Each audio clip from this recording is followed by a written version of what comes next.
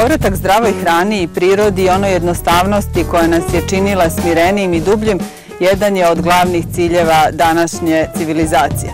Srbija se apsolutno uklapa u te trendove. U Srbiji svake godine ima sve više i više etno sela koje su uspela da spoje tradiciju, nostalgiju za starim vremenima sa potrebama savremenog i modernog čoveka. Vodimo vas u zapadnu Srbiju, poznatu po šljivi, malini, kajmaku i dobroj rakiji. Koliko je etnoturizam postao popularan govori i to što su mnoge novinske kuće o tome objavljivale posebne dodatke, kao na primjer Politika, čiju smo kartu etno sela i mi koristili. Prvo odredište nam je selo Leušić na padinama Suvobora, gde se porodica Jevtović već nekoliko godina bavi seoskim turizmom. Da se neko i pre vas bavio tim turizmom i uopšte našom tom tradicijom? Odakle vam ideja? Pa sad ću vam reći kako su se bavili. Naprimjer, ja sam bio student i dođu poslovni ljudi, geometri da primjeravaju nešto i onda ih vode kod dobrog domaćina da osednu. I sad, kod mog oca, sjećam da je bila jedna devojka 2 meseca na terenu. Kada ih trebali na kraju da plati, on kaže, u ovoj kući nikad niko ništa nije platio i kaže, to ne dolazi obzir. Mislim, hoću da vam kažem, sad je to drugo, mi smo to komercijalizovali, takve su intencije, mladima mora da pokažemo da je to dobar program, ko hoće ozbiljno da radi. Ja sam zadovoljan jer generacija iza nas u familiji već se zainteresovala da nastave, da unaprede. Dobro, koliko imate noćenja otprilike godišnje? Pa prošla godina je bila dobra godina, negde je bilo oko 400 noćenja, što je zadovoljavajuće. Pored prirode, glavni adut je hrana.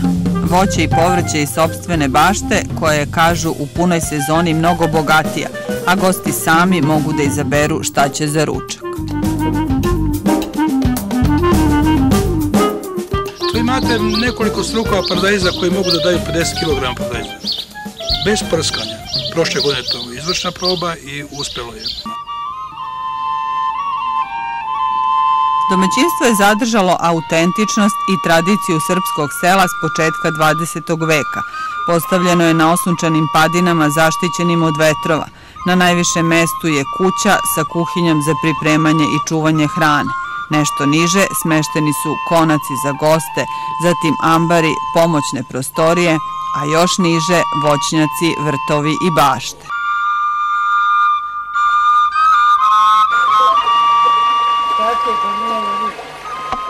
Pešačenje i ribolov na obližnjim rekama, kao i posete istorijskim spomenicima, kao što su na primjer Takovo i Ovčarsko-Kablarski manastiri, samo su neke od mogućnosti koje se pružaju gostima.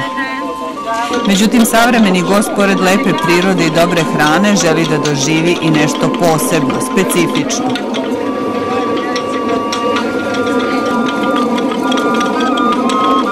A ovde, u vodenici Potočari na obližnjoj rečici, mogu da čuju autentičan zvuk vodeničnog kamena, ali i da probaju proju i pravi domaći hleb.